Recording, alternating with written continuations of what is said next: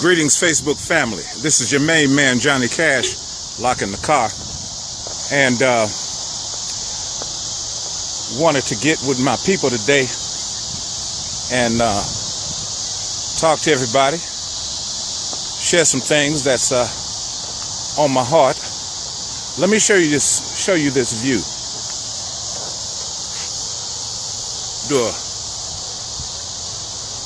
Do a pan. Show you this beautiful view. I'm out in nature, and I want to talk to you today about nature. Now, before I go there, let me just make this PSA. Okay, the following is a public service announcement. Hi, Kimberly. Thanks for chiming in. Let me make this public service announcement before we get started. Okay, people, listen. If you see me driving down the street and you have to cross the street, or you are crossing the street, that's totally fine. That's beautiful. But doggone it, don't cross the street in front of me on a diagonal. You know what I'm saying? Because your ass will mess around and become a hood ornament. Okay, so look at this.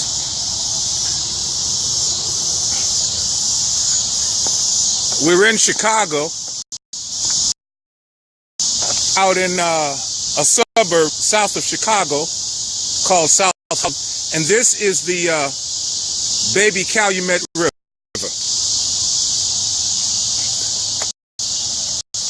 The Baby Calumet River.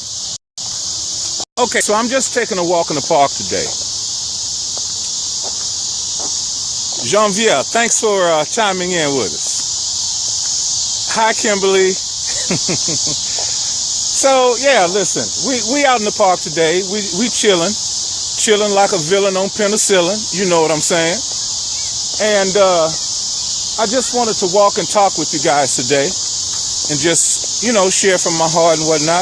Javier, thanks for chiming in, bro. Good to see you.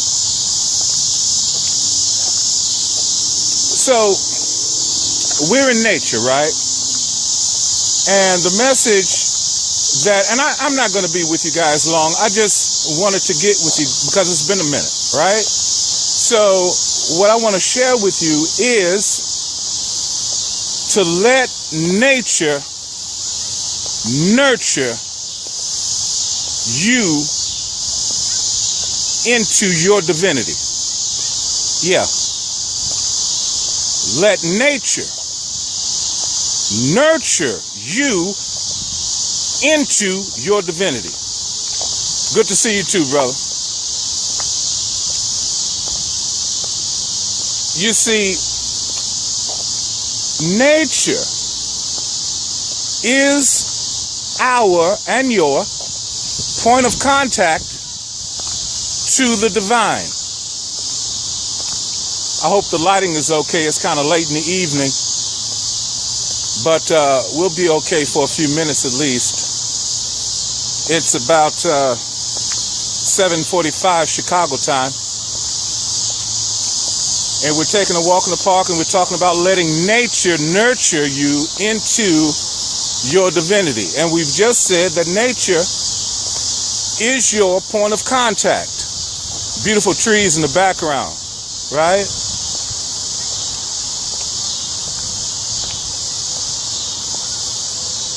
Nature is your point of contact to the divine. All right, now, I remember posting a status maybe yesterday, and I broke down the Yoruba word Orisha. O-R-I-S-H-A. That's how we transliterate it in English. In the Yoruba language, there is no H. The S with a dot underneath it carries the SH sound. So if you were writing it using a so-called Arabic letters, then you would write it O-R-I-S-A. But the S would have a dot underneath it, and it would give it the sh sound, right? So that's Orisha. Now, let's break it down. Ori is your human consciousness. Sha, S-H-A, is your divine consciousness. Oh, really now? Isn't that interesting? Now, in that same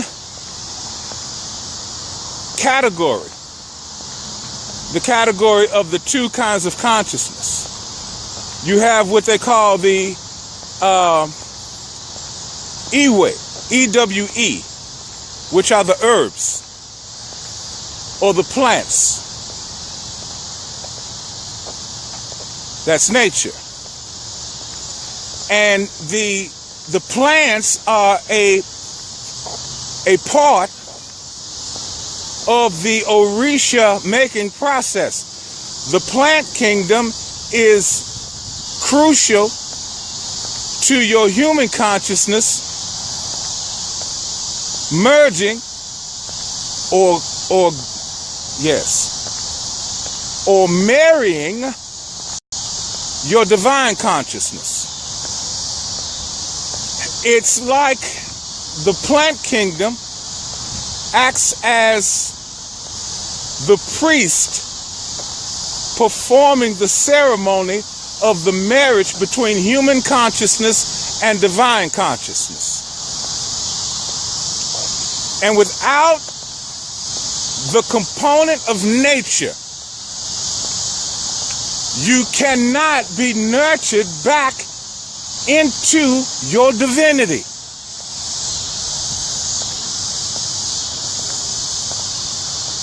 LeVar, thanks for chiming in, brother. We got Fumi Fabrics chiming in, divinity. Wow. Okay, so now, I've taken a pretty long walk so far. Now I'm going to pan, and I want to show you something else. This right here is a pond. And I'm going to continue to walk and allow you to see the pond as I approach somewhat of a clearing. Here we go. Here we go. We have somewhat of a clearing here. That looks like that's a big freaking duck over there. Looks like a baby stork. Looks like a baby stork. It's definitely not a duck. It's something else. Alrighty. Okay, so this is a pond right here. This is a pond right here. Now, I brought you guys to this pond for a specific reason. And I'm just going to walk around to another part of the pond because I want to share something with you about your Orishahood, something about your Godhood. Why are we becoming a God? Why are we transitioning from humans to gods? What is the purpose behind that? What level of game do we intend to play with our newfound status and standing in the universe? Okay, we're going to put the camera back on your brother for a minute. Okay, good to see you too, Fumi Fabrics. Okay, so now, let's talk about this for a minute. A human is a god in seed form. And a god is a human in full bloom. And why is that? Well, let's just put that question to the side for a minute and let me show you something again. You see that pond? When I was a little boy, about 5 years old, I would come home from kindergarten every day, and I guess I did this maybe until the third grade. I would come home and ask my mother, because Daddy was at work, I would ask her if I could go over to the pond and pray. We had a pond like this near my house, and it was across the highway, which was 2 blocks away from my home, and I would go into a grove. There was a circle of trees, and in the center of this circle of trees was a pond just like this, and I would come and pray. That's what I called it, but actually I just sat and meditated, looked up in the sky, and talked to God and told God everything I wanted. And everything I told God that I wanted was knowledge. I asked God to give me knowledge about the forces of nature. I was 5 years old, people, asking God about the forces of nature and to give me that knowledge, that divine knowledge, the knowledge of God. That's right. Divine knowledge is God's knowledge. It is the knowledge not about God, but the knowledge of God. Right? Of means from. The knowledge from God. The knowledge retained by the mind of God. And at 5 years old, I was asking God for that knowledge. Well, it took about 40 years, but I got it. I got it. One of the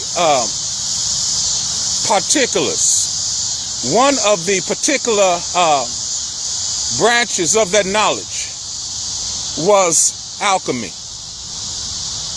And in the study of alchemy, you have among the various alchemical processes the creation of what is called a homunculus or a golem.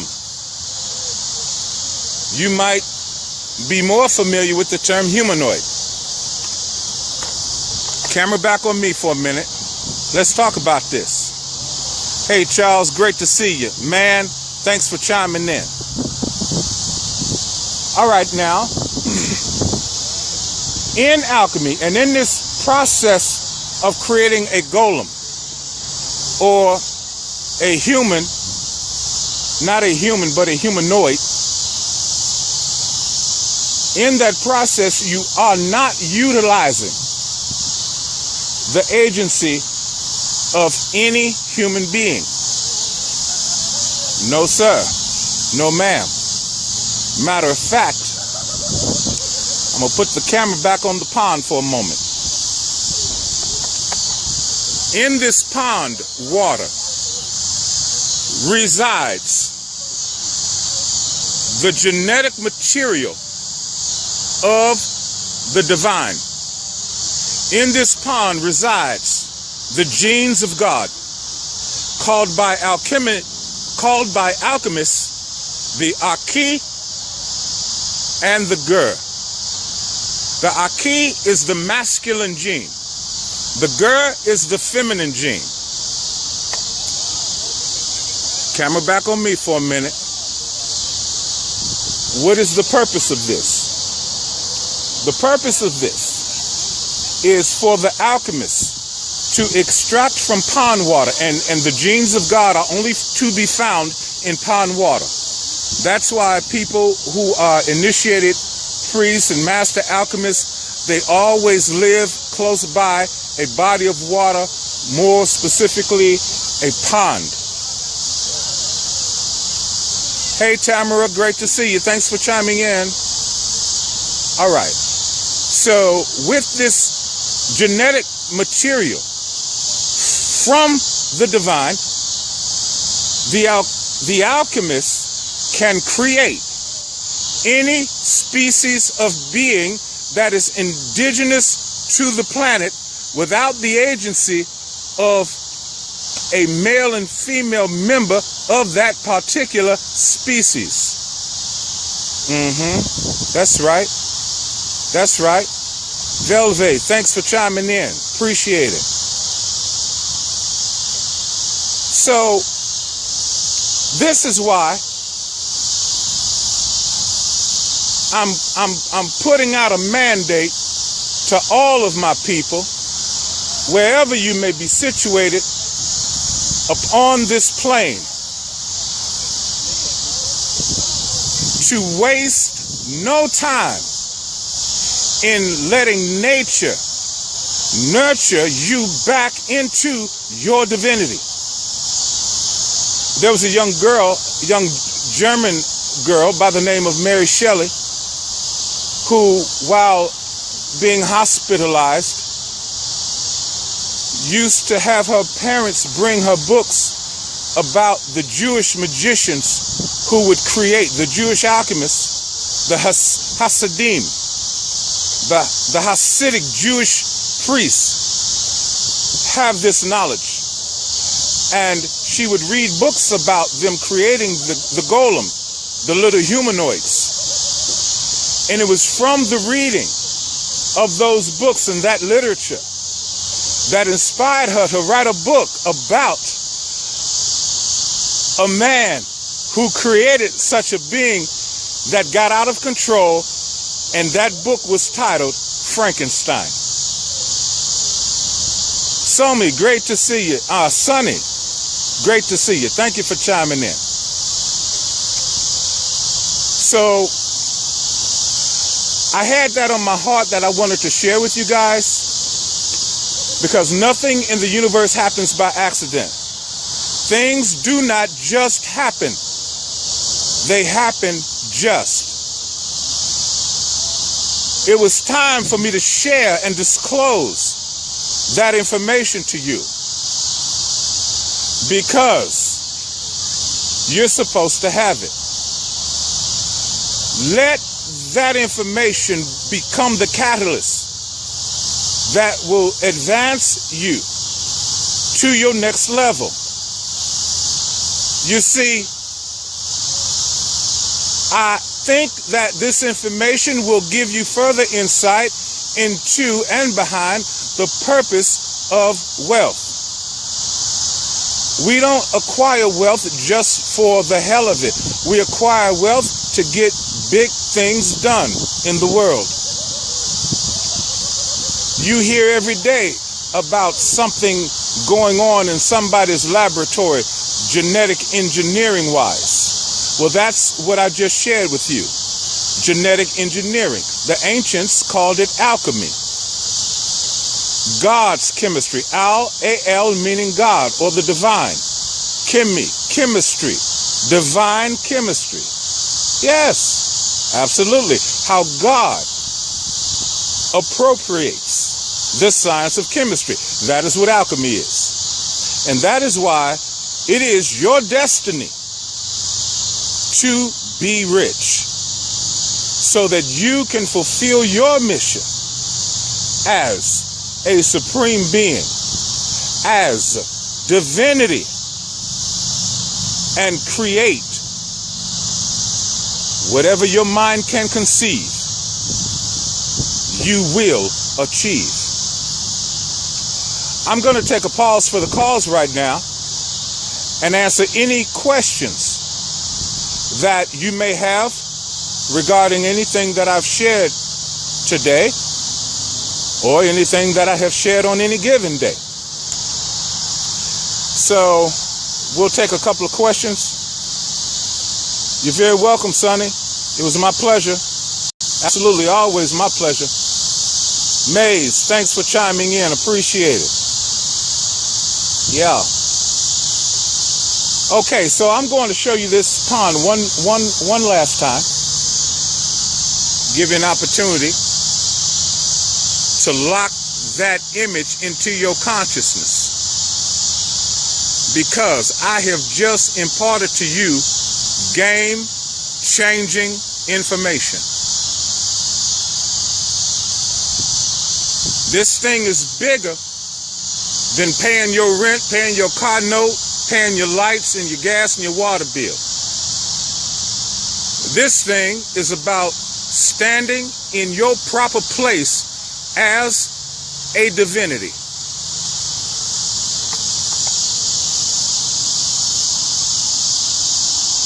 All right, so we're going to take a walk back. I almost stepped in the hole there.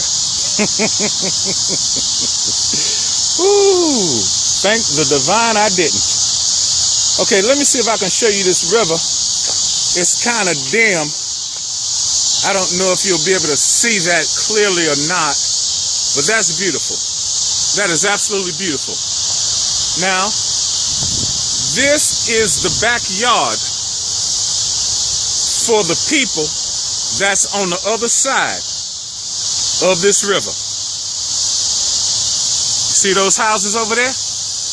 How would you like this to be your backyard? Oh my God. It's a beautiful thing, people.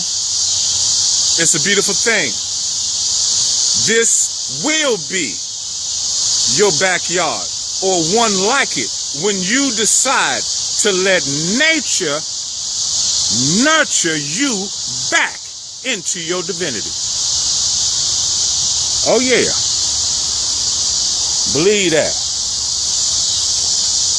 Okay. So we're going to take a hike back to the Black Beauty. And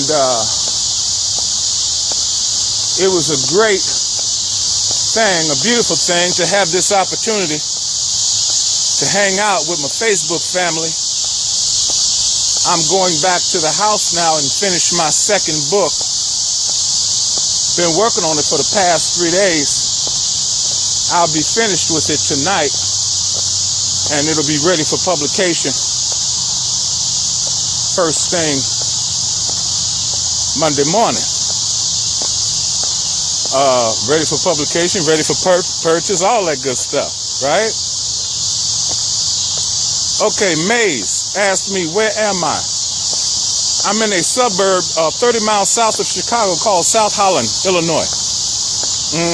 Absolutely. In the United States. Yes. Let me see if I can show you that moon up there. Can you guys see that? Beautiful sky. Beautiful moon. Sun setting. Moon has risen. Wow. Birds are singing and the children are playing. That's kind of before some of you guys' time. Yeah, so the book is absolutely off the chain. I'm so excited about it. And it will be sold in an electronic format, you know, an ebook. And the title of the book is Cash In on Your Knowledge. Yes, yes. All of us have knowledge that is a part of our personal makeup.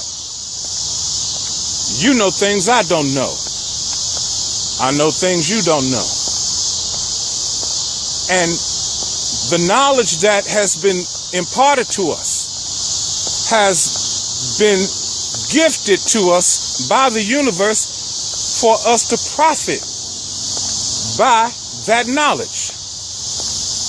Well, how do you do that? You make it available to those who need it.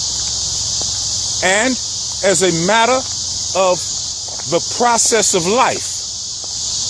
They exchange something that is valuable to them for your knowledge, which is valuable to you.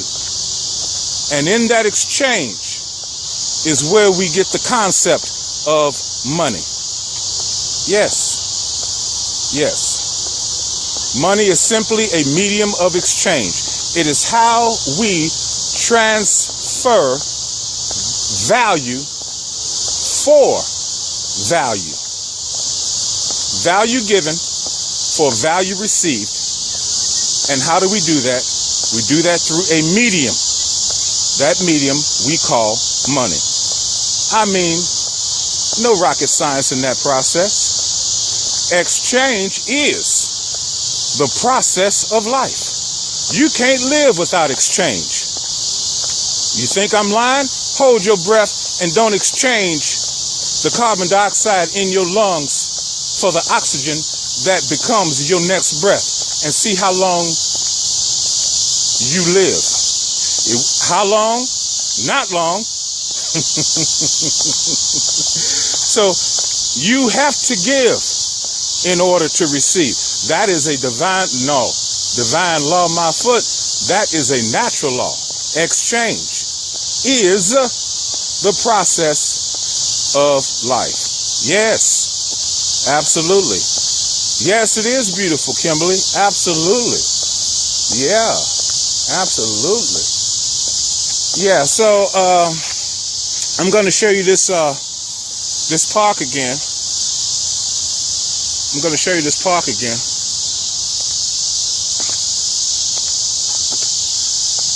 And this park is also known in mysticism as one of the 7 kingdoms. You have 7 kingdoms that exist on this plane, and these kingdoms are the place of habitation for the forces of nature, also known as spirits, right? Spirit, the word spirit is synonymous with spiral.